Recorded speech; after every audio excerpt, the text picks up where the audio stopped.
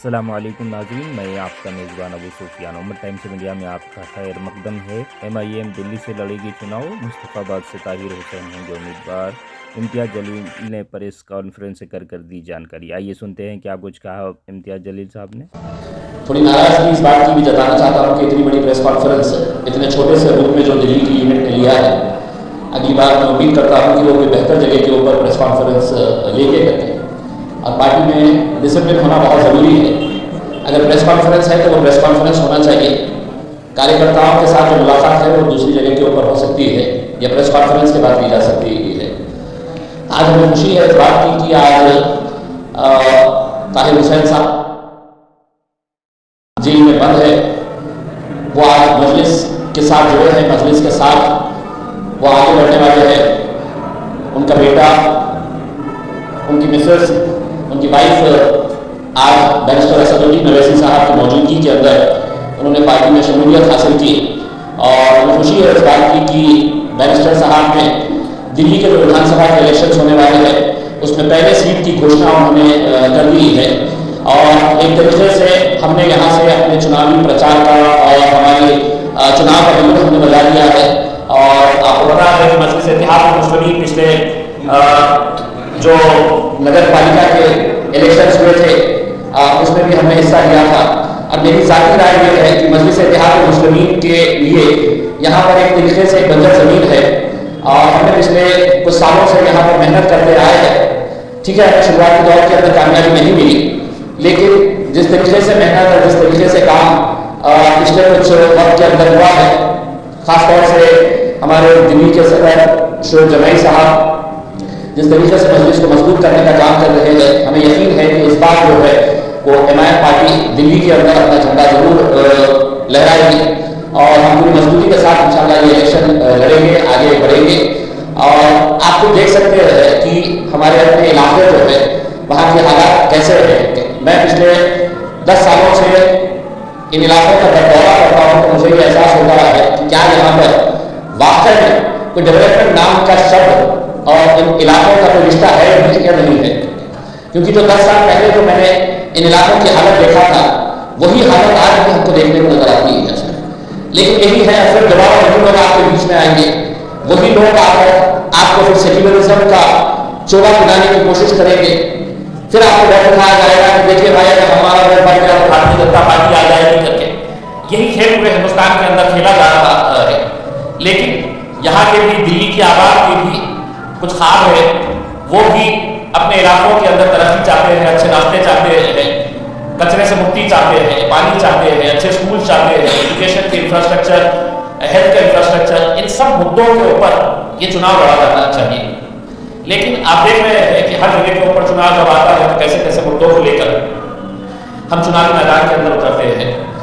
तो हमें खुशी है कि आज हमें मजलिस की शुरुआत यहाँ से हुई है। हम इनका तहे दिल से इस्तकबाल करते हैं और उम्मीद करते हैं कि इंशाअल्लाह आगे जितने भी उम्मीदवारों का ऐलान किया जाएगा, लेकिन जो सीट अभी हमने डिक्लेयर किए हैं, हमने हमारी दिल्ली टीम को बताया है कि पूरी की पूरी ताकत कहाँ पर झोंकना है जब तक हम दूसरे कैंडिडेट्स का ऐलान नहीं करते हैं।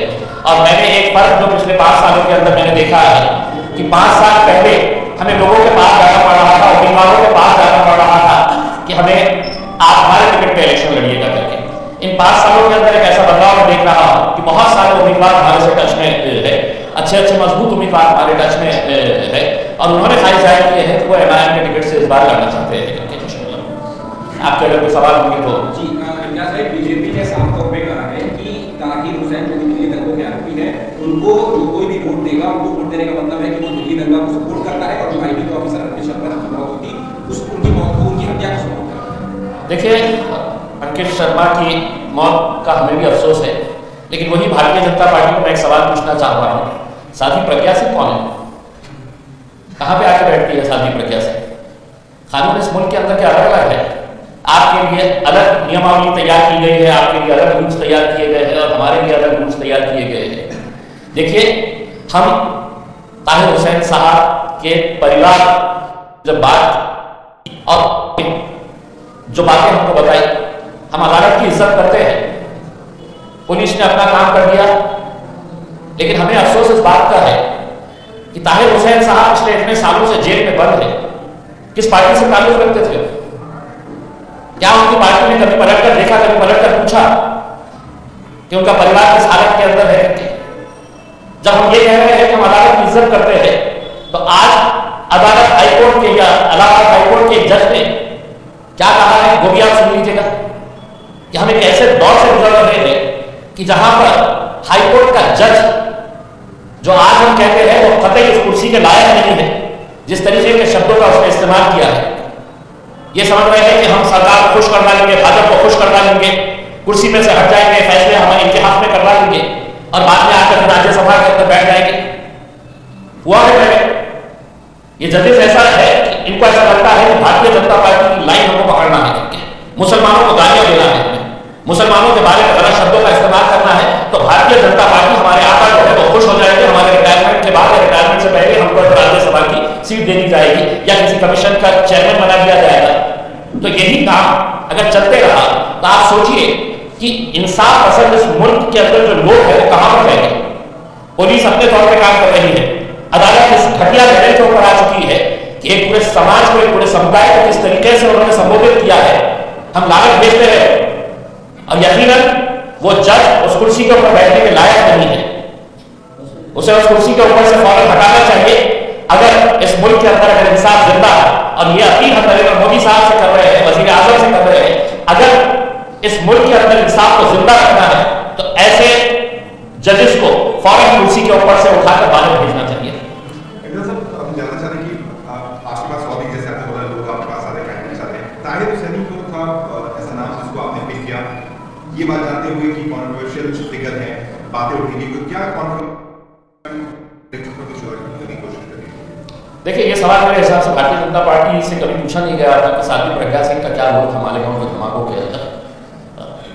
हम अदालत के जरिए कह रहे हैं, मुझे बताया गया था कि बहुत सारे केसेस ताहिर हुसैन के ऊपर थे, बहुत सारे केसेस क्लियर होते जा रहे हैं, इसमें 2-3 केसेस बचे हैं जिसमें 9 केसेस 9 में भेद हो चुकी है इसमें। आप एक मतलब हो गया दीजिए ना भाई, एक कहावत है ना उसमें कि जब तक वो गिल्टी साबित नहीं होते हैं, अदालत के अंदर गया हुआ है मामला उसमें, उससे पहले आज हम तो ये कह रहे हैं कि ताहिर हुसैन जैसे कितने लोग आज हिंदुस्तान की जेलों के अंदर बंद होंगे। आप लोगों ने रिपोर्ट क्या होगा, कई ऐसे वाकया कि कई साल आदमी जेल में सड़ रहा है, बाद में मैटर जाता है नीचे की कोर्ट से हाई कोर्ट से सुप्रीम कोर्ट तो कई सालों के बाद बेगुनाह साबित करके छोड़ देता है। कितने ऐसे केसेस आप देख लें, गूगल करके देख लीजिएगा, तो ऐसे कितने सारे लोग होंगे जो जेलों के अंदर बंद है। अदालत अगर उनके ऊपर फैसला है तब हम इसके बारे में सोचेंगे, लेकिन हम तो आपको ये कह रहे हैं कि हिंदुस्तान की जेलों के अंदर जाके टटोलिया कि कैसे लोगों को जेलों में ठूसा जा रहा है। हिंदुस्तान की जेलों के अंदर सबसे ज्यादा कौन लोग बंद है, तो दलित है, आदिवासी है और मुसलमान है। और मुसलमानों से मोहब्बत पर आप देख ही रहे होंगे कि किस तरीके से मोहब्बत चल रही है मुसलमानों से। उठाओ और डालो, तुम अपनी बेगुनाही साबित करते रहो, सालों साल निकल जाएंगे। तो ऐसा आपको नहीं लगता कि इसमें इतनी कॉन्ट्रोवर्शियल फेज को टिकट देना और चुनाव लड़ाने से पोलराइजेशन जो है वो दिल्ली के विधानसभा चुनाव में होगा और इसका फायदा जो है वो बाकी बढ़ेगा? देखिए मेरे हिसाब से अगर जिस पार्टी से ताहिर हुसैन साहब ताल्लुक रखते हैं, अगर वो उनके पीछे खड़े रहती और ये कहती कि हम आपके साथ खड़े हुए हैं, तो शायद ताहिर हुसैन हमारे पास नहीं आते। लेकिन एक इंसान को आप छोड़ देते हैं, उसको अदालत फैसला करने से पहले भारतीय जनता पार्टी और मीडिया उसको गुनहगार साबित करने के लिए है कि नहीं साहब भारतीय जनता पार्टी ने बोले है कि वो कॉन्ट्रोवर्शियल है करके, अगर वो कॉन्ट्रोवर्शियल है तो मुझे जवाब दीजिए साध्वी प्रज्ञा सिंह कौन है करके। ऐसे कितने हम आपको बता दें, कितने क्रिमिनल्स उसका डेटा अगर निकाल के देखें तो आज हिंदुस्तान की लोकसभा के अंदर नहीं है। ये सवाल किसी ने मोदी साहब से पूछेगा नहीं, भारतीय जनता पार्टी से पूछेगा नहीं कि कितने सारे क्रिमिनल्स आज उनके जो विधानसभा अलग अलग राज्यों के अंदर है, भारतीय जनता पार्टी की जहां पर हुकूमत है, वो डेटा निकाल के देख लीजिएगा तो आपको जवाब मिल जाएगा। आप मेरे एक ताहिर हुसैन से बड़े परेशान हो गए हैं, मेरा एक ताहिर हुसैन क्यों आ गया है मेरे पास, तो सारा हिंदुस्तान है तो उसके अंदर ये है, हम खड़े रहेंगे ताहिर हुसैन के साथ, पूरी ताकत के साथ खड़े रहेंगे। जिसको जो बोलना है, जिसको जो समझना है समझिए, हम उन्हें लड़ाएंगे और मजबूती के साथ उनके साथ आगे से कांधा लगाकर खड़े रहेंगे। आम आदमी पार्टी में अरविंद केजरीवाल जेल गए, संजय सिंह जेल गए, मनीष सिसोदिया जेल गए और कई सारे बड़े नेता जेल गए। उनका कहना था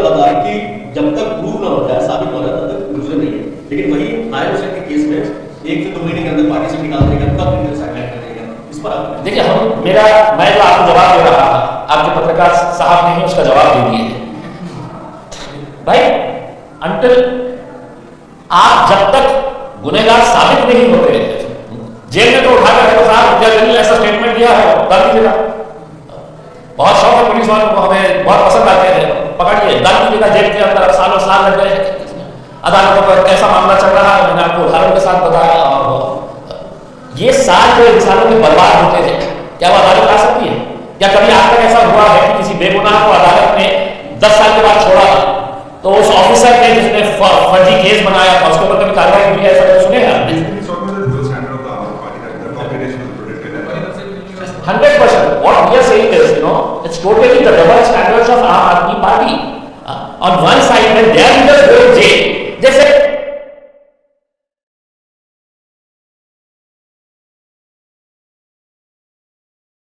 century with the party, they don't even bother to meet this family. Last content is, so definitely we totally agree with that. Aam Aadmi Party is playing double role, double standards.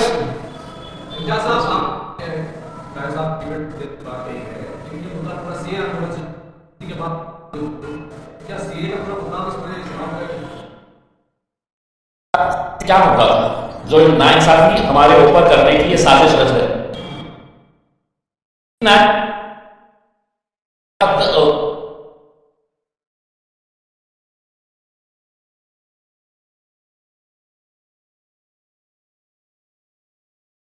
ये specific एजेंडे के तहत किस तरीके से किया जा सकता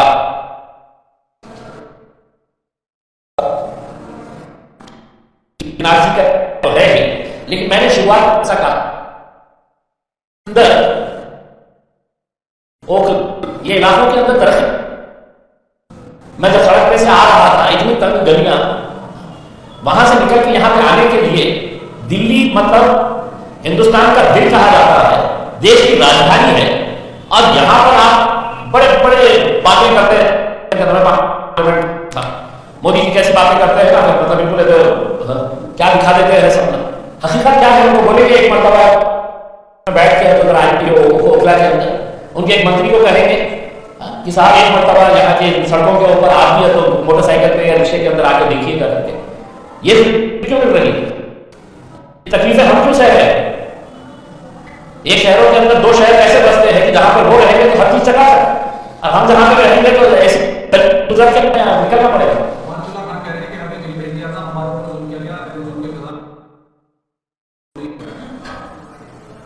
क्या काम? विकास का काम इसलिए नहीं हो पाएगा कि जेल ऐसे काम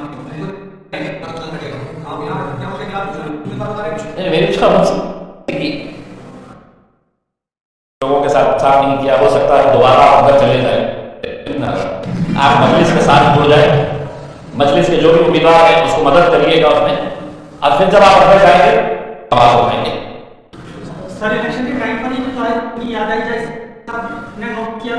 जी, ताहिर हुसैन साहब से हमारे पूरी टीम, इनके स्टाफ में बोल रहा हूँ, कई महीनों से इनके साथ टच में थी। देखिए ये इलेक्शन ये तो इन्होंने फैसला किया, अगर ये बोले हम इलेक्शन नहीं लड़ रहे तो भी हम उनके परिवार के साथ, ताहिर हुसैन के साथ पूरी ताकत के साथ खड़े रहेंगे।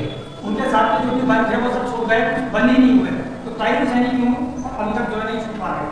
क्या मानते हैं वो गुनहगार है बाकी या फिर ये मतलब बीजेपी की नजर के अंदर तो आदमी वो छोड़ के हम सब गुनहगार हैं देश के अंदर, वो सारे दूध के धुले हुए वही है। अब क्यों नहीं छोड़ रहे हैं? या अदालत को जवाब देना चाहिए, या वो इलाहाबाद हाईकोर्ट के जज को उतार दीजिएगा, मुझे दे दीजिएगा।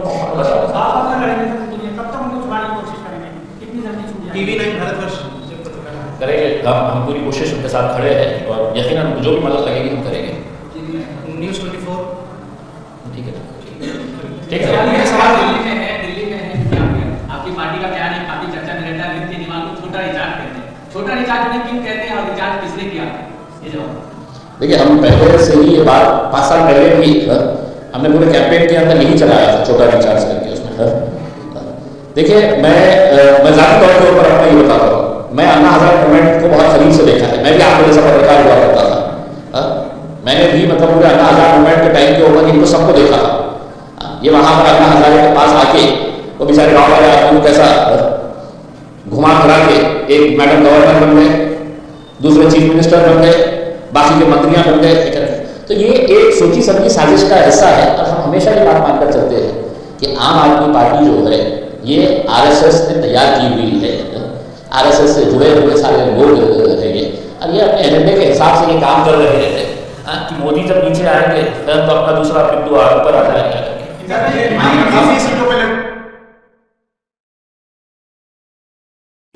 आम आदमी पार्टी का उसका बिजली पानी स्वास्थ्य नहीं मैं तो बता दिया हूँ आपके सब मैंने कि मुझे यहाँ पर आने के लिए आप लोग अगर इस इलाके से जब जाएंगे तो आप ठीक जगह उसमें दिल्ली राजधानी के अंदर ये शोएब जमाई साहब है जैसे जैसे बताएंगे हमें उसका हम सर्वे करेंगे और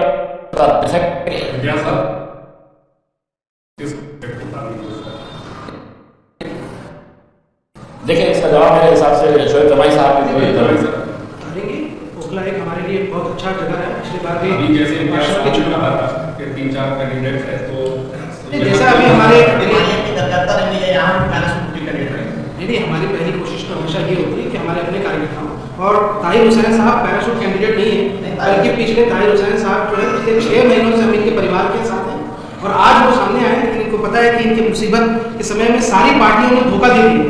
कोई आज तक नहीं गया। आज से 6 महीना पहले जब हम अपनी टीम को लेकर इनके घर गए तो आप पूछ सकते हैं इनसे कि इन्होंने कहा कि आज तक हमारे पापा को गए हुए जेल 4 साल हो गए, 4.5 साल हो गए। पहली बार कोई पार्टी हमारे पास आई, हमारा चुनाव तो था लेकिन कुछ नहीं, तो हमारा परिवार का हिस्सा है और आज हम फॉर्मली शामिल हुए इसमें।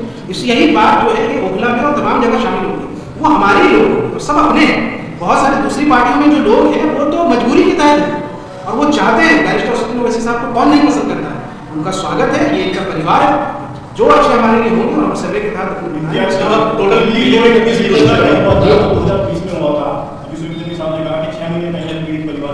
तो बाकी 4 साल क्यों लगे आपको परिवार से मिलने को? कितने ऐसे पीड़ित परिवार से मिले हैं दिल्ली देखने बंद है? देखिए मैं अभी शोएब जमाई साहब अभी जॉइन होने की तरह 7 महीने हुए थे।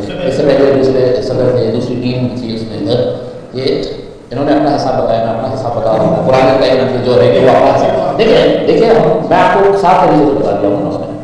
ये अगर इलेक्शन नहीं भी लड़ेंगे तो भी हम उनके साथ हैं।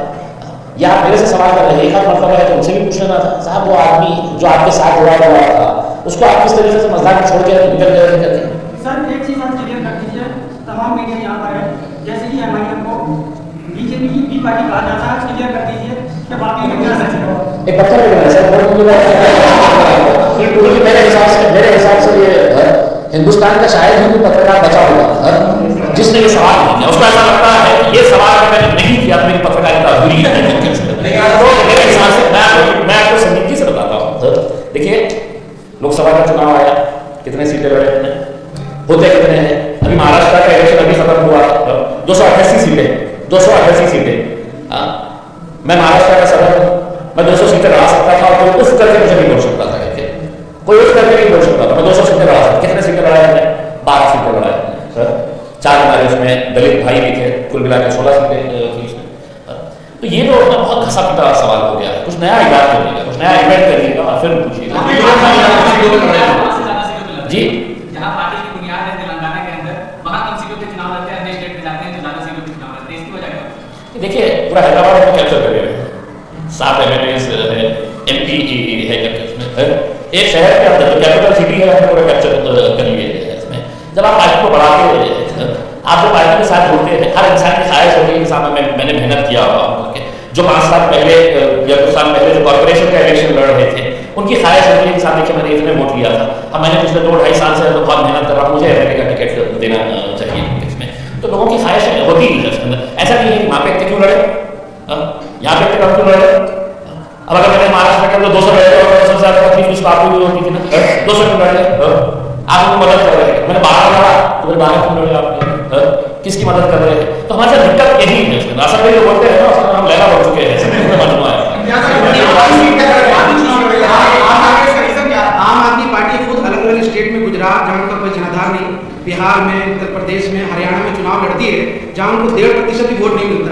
कम वोट मिलता है, वो किसकी बीजेपी टीम है ये आप तय कर लीजिए उसके बाद में।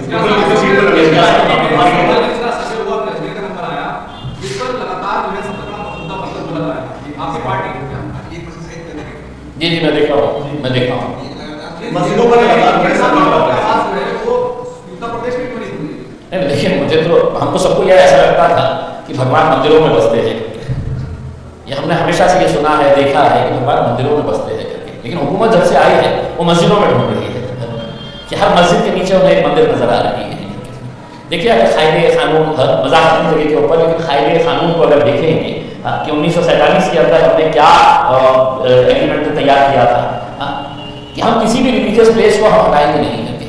अब ये भी शरारत के अंदर देखिए, इसके अंदर अदालत की कैसी शरारत है करके आप ये भी दोबारा देख लीजिएगा करके।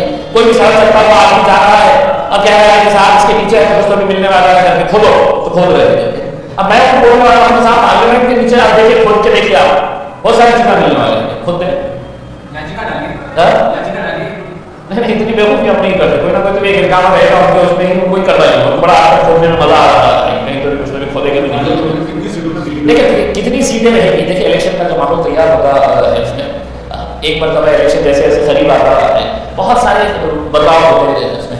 हमने अपने तौर के ऊपर जो सर्वे किए हैं अभी तक, हमारे शोएब जमाई साहब की पूरी टीम ने जो सर्वे किया है, उन्होंने हमको एक लिस्ट बताई है कि साहब ये हमारे लिए स्ट्रॉन्ग एरियाज हो सकते हैं, ये हमारे लिए स्ट्रॉन्ग कैंडिडेट्स हो सकते हैं करके। आज शुरुआत करें, एक ही उसके अंदर हर चीज बोलता है, इतने सारे आगे कहाँ से पूछिए आप। साहब ताहिर हुसैन का परिवार आपके साथ मौजूद है, जो मीडिया साथी पूछना चाहते हैं उनके बेटे से सवाल। क्या पोजीशन में ताहिर हुसैन साहब की केस इस हाल में है, क्या वो बाहर आ पाएंगे, क्या मतलब अंदर रहेंगे तो आप कैसे रहेंगे, क्या जो है अपने लोगों से जाएंगे तो ध्यान वाले देखिए, हमें देश की न्याय व्यवस्था पर और भारतीय कानून पर पूरा भरोसा है कि हमको अदालत से इंसाफ जरूर मिलेगा। और हमें अभी तक 9 केस में बेल मिल चुकी है और एक FIR हमारे ऊपर जो थी वो रद्द हो चुकी है। बाकी 3 केस बचे हैं, उनमें भी बहुत जल्द मिल जाएंगे। आम आदमी पार्टी ने आपका साथ छोड़ दिया था, उसके बाद क्या बात रहा आपको और आम आदमी पार्टी को लेकर आप क्या करेंगे?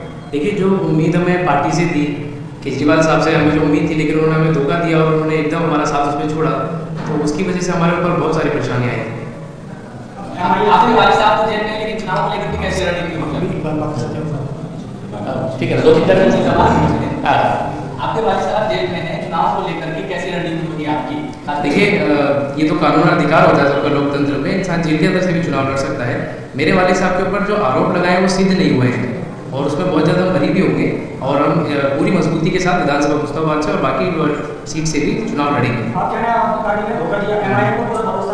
जी, क्योंकि एक MIM ऐसी पार्टी है कि उस हादसे के बाद में जो हमारे